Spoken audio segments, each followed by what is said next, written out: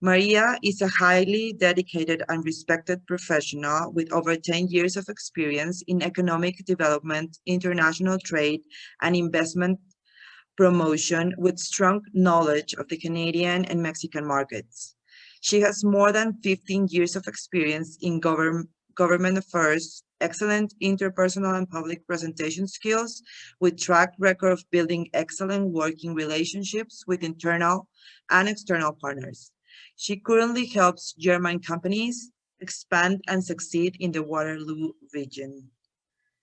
Thank you and welcome, María.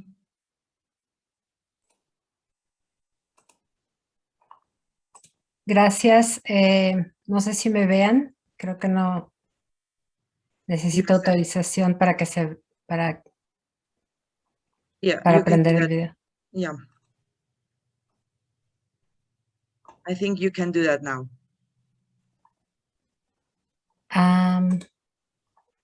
Okay. Hey, hello. Good morning, good morning, everyone over there.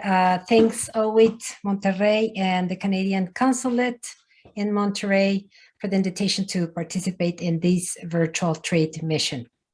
As Jonathan has explained, there are many reasons why Mexican business should consider invest in Canada. And since the focus of this trade mission is manufacturing, automotive, and IT, I am going to explain why Waterloo might be a good partner for some of you. The next slide, please.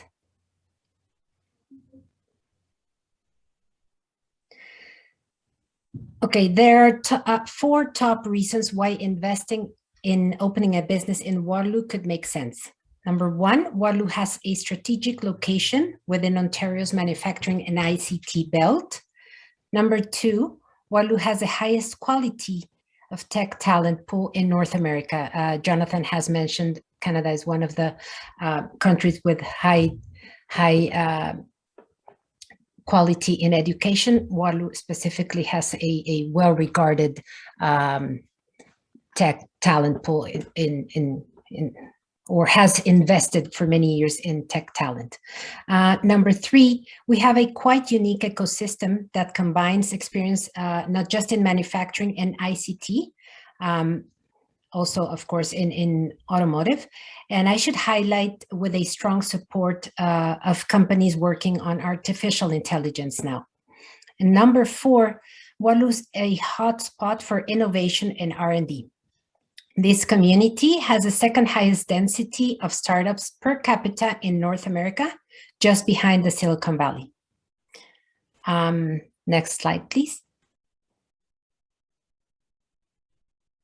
So talking about location and proximity to market, Waterloo is 1.5 hours west of Toronto, and you may think that that is far away from the big city, but the size of Canada is, because of the size of Canada, it's really close. It's really nothing. Waterloo is a small community, but the fastest growing in Canada. Our population is close to 600,000 residents, which gives us the ability to connect easily with companies, government, and academia. We are in close proximity to 6 US border crossings, giving us access to the $20 trillion USMCA market. Next slide, please. Okay, the Toronto-Waterloo corridor is the heart of Canada's technology, manufacturing, and financial sectors. It hosts over 15,000 technology companies and 200,000 tech workers within a 90-minute drive. In total, the corridor has 16 post-secondary institutions with over 400,000 students. So it is anchored at either end by the 2 fastest growing talent markets in North America, Toronto and Waterloo. Just within Waterloo, we have 3 post-secondary institutions, Wilfrid Laurier being one, Conestoga College, and the University of Waterloo, which is the top engineering school in Canada. Next slide, please. Now let's talk about the automotive and tech corridor. As you can see here, from Ottawa all the way to the west to Detroit, we have more than 700 automotive suppliers, 11 assembly lines, and 9 OEM R&D centers. And as I mentioned, just along the Toronto-Waterloo corridor, we have more than 15,000 tech companies, which some of them are already working to provide technology to the automotive industry, especially those in artificial intelligence, machine learning, predictive maintenance, to name a few. Next slide, please. Within these automotive corridor, I should highlight that Toyota has 2 plants here in this area, Cambridge and Woodstock.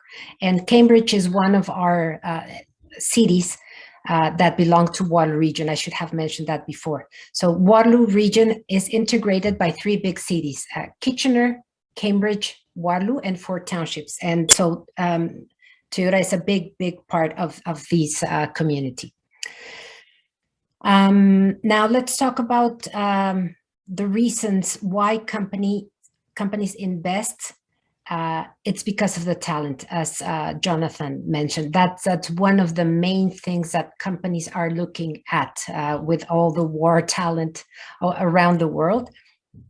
It is important to recognize that the more talent that your company has, the more it is going to be able to thrive in these in different markets and industries. So because of the talent, because we are producing that talent here in Waterloo, that's why companies are seeking out or looking at our community. We have 3 academic institutions, as I have mentioned, Wilfrid Laurier, which offers specialized business management degrees, Conestoga College, it's Ontario's only college that offers engineering degrees besides polytechnic education, and the University of Waterloo, which is the largest engineering school in Canada and has been ranked now number 38 globally for engineering and technology. Companies like Microsoft, Facebook, Tesla, and Google, for example, are looking at this talent. Google has its own engineering headquarters here in Kitchener. It's actually Canada's engineering headquarters. And of course, one of the attractions for them to be here is really having that access to the talent. Next slide, please. Across Canada, Waterloo is #1 for tech talent quality. So if your company has a focus or a need for these new exceptional minds, then Waterloo is the right place to be. It is a good combination between labor quality and labor cost. Next slide, please. From an ecosystem standpoint, so as I mentioned, there are 4 important reasons, ecosystem being one. We have 5 main industries that have developed into 4 key clusters. The industries are information and communications technology, advanced manufacturing, automotive and automotive technology, business and financial services, and food processing. And our main clusters are artificial intelligence, industry 4.0, which is now that combination between tech and advanced manufacturing, quantum, and security. Next slide, please. Thanks. Manufacturing, for example, continues to be 18% of our work. 18% of our workforce still continues to work in manufacturing. And of course, the core of our advanced manufacturing is automotive, with Toyota being present here, and of course, its growing supply chain. Important to keep. It is important to keep these high percentage. And why do we see these keep growing, it's because we are the fastest growing community in Canada and still have a lower than average population age, lower than the median population age in the province. Next slide, please. A very important piece of this ecosystem is the robotics and automation cluster. Waterloo has developed over the years an important robotics and automation cluster, which is now Canada's largest cluster, with a mix of homegrown companies like ATS Automation or international companies like Beckhoff Automation.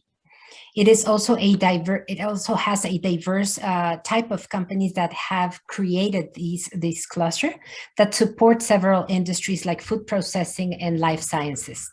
And it goes all the way from control systems integrator, machine and robot builders, machine vision. So it is a nice group of companies that can work across industries. Next slide, please. And as I mentioned previously, our clusters are grounded by our IT expertise and now artificial intelligence expertise. This is also a map with a number of companies that are working to provide AI solutions across industries. It is a mix of startups, scale-ups, and large corporations that are working again on these different solutions, and it's difficult to see, it's too small, and we have a lot more than 100 companies, but you can see big names like Google, Eastern Tire, yeah, large corporations. SAP, for example, it's another one.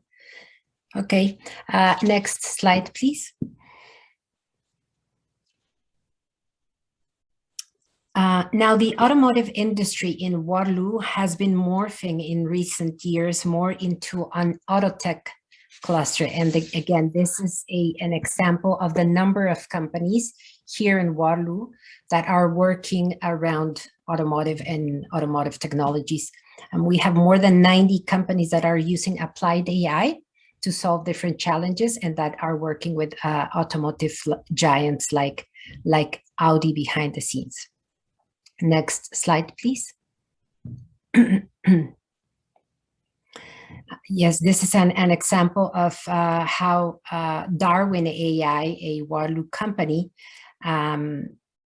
helped Audi engineers and in one of their systems, and Audi engineers saw a 90% reduction in the processing time necessary for the AI that guides their autonomous driving technology.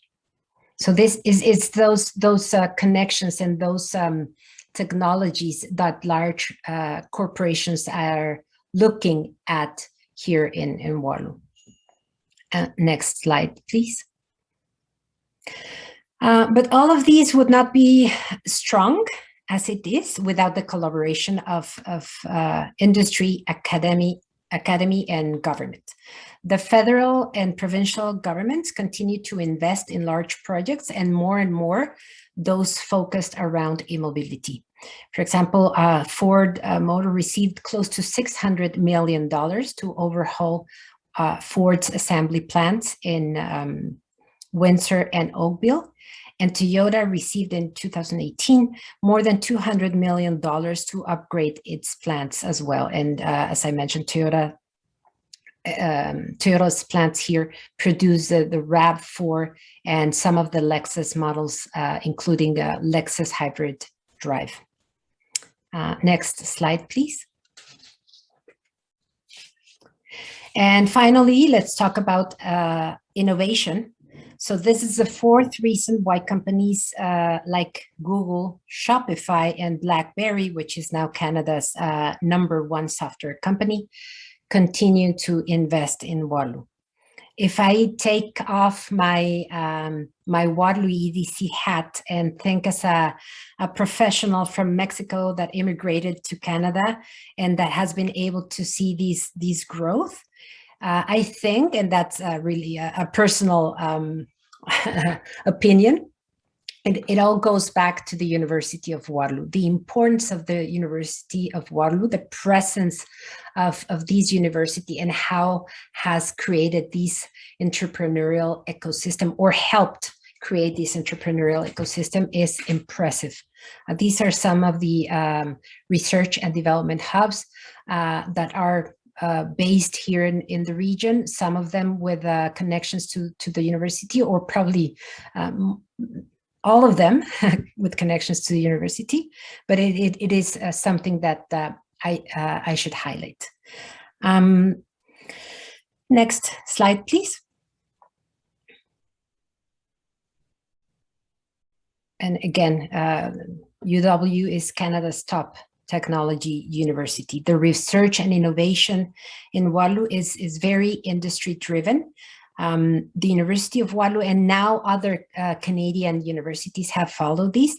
It's a unique inventor-owned IP policy, which means that every creation, invention from students, professors, staff come up with, it belongs to them. It does not belong to the university. It is their own IP. So that has created a massive, an immense and powerful entrepreneurial group of entrepreneurial ecosystem here. Next slide, please. Oh, sorry. Before we go into the next slide, the two research institutes that I would highlight, and that's why I presented this slide, is WATCAR, Waterloo Center for Automotive Research, which has the largest concentration of automotive researchers across Canada, and the Waterloo AI Institute, which is ranked top 5 in North America for AI research. Next slide, please. And Jonathan mentioned the investment that the federal government has put into superclusters, into 5 different superclusters. So Waterloo is part of 2 of those superclusters. One is the Scale AI, or Artificial Intelligence Supercluster, and Next Generation Manufacturing Canada, the Advanced Manufacturing Supercluster. These superclusters were created with the goal to fund collaboration between more than 2 industry partners, along with academia, to foster innovation. So this is an example again of how important it is for the Canadian government to support companies in terms of R&D and innovation. Next slide, please. This is an example of how companies can get back when they invest in research and innovation. It depends if you are set up here as a Canadian controlled company, or as a foreign company, with a subsidiary. It depends how you are, how you establish. But the more companies invest in R&D, the more they can get from the government. And next slide, please. And last but not least, here is a slide with our services and how we can support companies that are interested in investing in Waterloo. We can help investors evaluate growth potential, look for the ideal sites for expansion, and introductions to our networks. And the next slide. Here's my contact information if you want to reach out to me, and I can explain a little bit more of why Waterloo would make sense for some companies to invest. Happy to move now into the Q&A session, and yeah.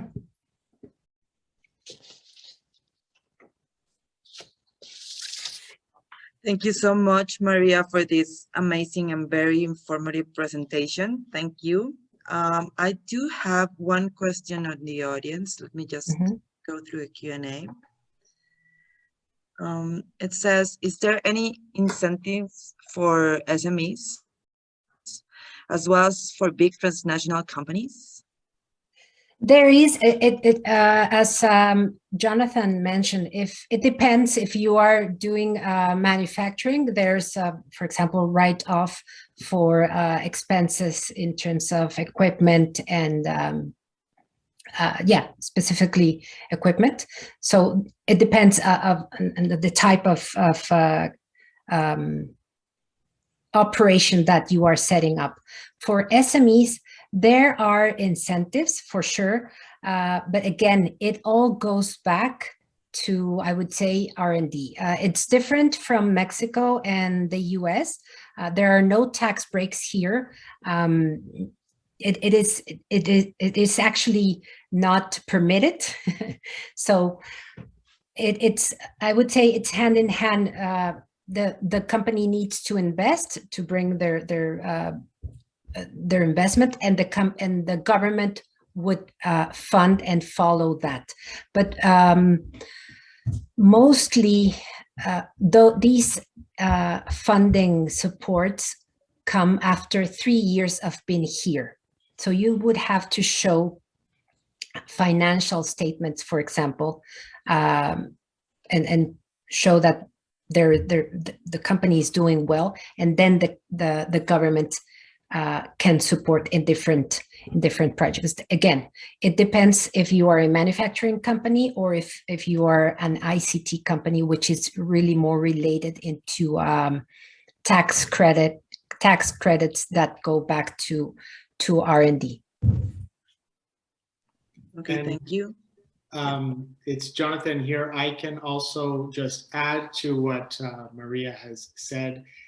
Specifically in considering SMEs, if the assumption is that the company has already been established as a Canadian business and is operating with Canadian employees, there are several programs that are available from the federal government in terms of supporting their growth, whether that's in terms of R&D investments or even export promotion through Global Affairs Canada. We do have a program called the Can Export Program, which supports Canadian SMEs in their international expansion efforts. So that's one of the considerations of some of the benefits that it is to be established in Canada, because the broad support that is provided from various different levels and different providers, be it a municipality like Waterloo, the universities, or the federal government as well. They're all there to support those SMEs in their expansion. Yes, and I think we missed also mentioning that there's a lot of support in terms of hiring new talent, upskilling talent, really trying to bring that talent pool into a higher level of education, always trying to keep up with new programs and yeah, training. Okay. Anyone else from the audience that has any more questions?